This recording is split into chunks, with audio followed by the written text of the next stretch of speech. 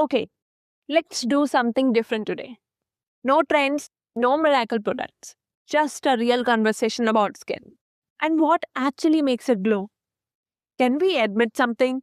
Most of what we see online is not real skin, it's lighting, filters, editing. And slowly we started competing with pixels. And our nervous system didn't sign up for that. We zoom in our pores like they are a crime scene. But pores are not flaws, they're anatomy.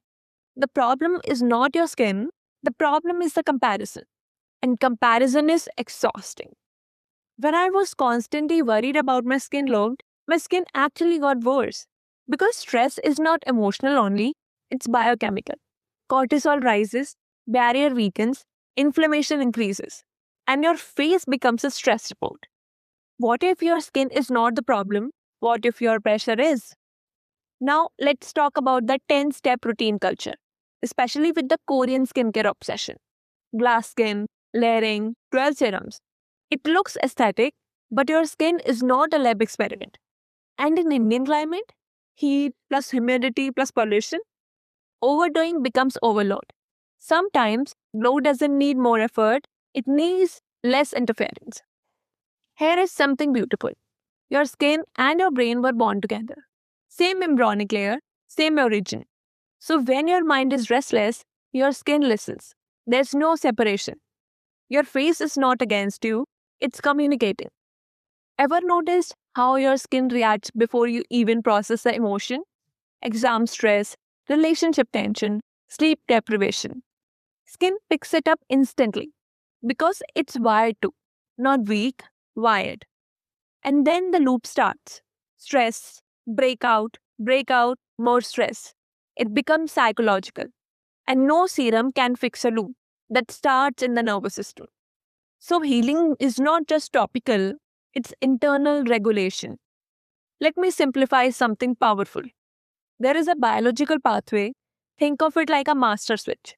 When activated too much, it decreases oil production and inflammation. Your skin doesn't randomly break out. It responds to signals. And we send signals every day through food, sleep, stress. High sugar, excess renal. They spike insulin, and insulin talks directly to that switch. Now, this doesn't mean panic or restriction, it means awareness. Because sometimes it's not the cream, it's the chemistry. Insulin spikes are loud. Your body loves stability.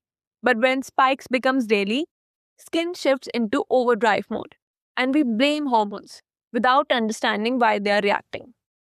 This one might hurt. Taking sugary skin gummies while trying to reduce inflammation is confusing your system. Your body is not anti glow, it's pro balance. And those refined vegetable oils, they amplify inflammatory pathways, not instantly, but gradually. Skin health is slow feedback, which is why most people never connect the dots. What calms it down? Stability, fiber, micronutrients, greens.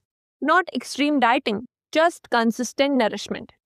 Glow is a metabolic outcome, not a cosmetic trick. One probiotic capsule won't fix your ecosystem. Your gut is diversity based. Traditional foods understood that long ago. Fermented foods were not trends, they were survival intelligence. Kanji, dahi, achar, simple, local, powerful. Sometimes the glow we are chasing internationally already exists in our kitchen, but we trust imported bottles more than ancestral wisdom. In Ayurveda, there's this concept, Agni, digestive fire. When digestion is weak, toxins accumulate. And guess what? Where they show up? Often the skin. This is not superstition, it's pattern recognition. So here's the shift. Your skin is self repairing, it regenerates, it detoxifies, it protects if we stop attacking it daily. Minimal routine, consistent care, less chaos. Cleanse gently, not to strip, but to reset. There's a difference. Hydrate, support barrier, and sunscreen, yes, that's non negotiable because protection is smarter than correction. Radiance is not a Korean trend, it's not a 12-step routine, it's not perfection, it's regulation, it's nourishment, it's nervous system safety. What if the glow you are chasing is just your body feeling safe again? We don't need to do more, we need to understand better. And that's the biology of radiance.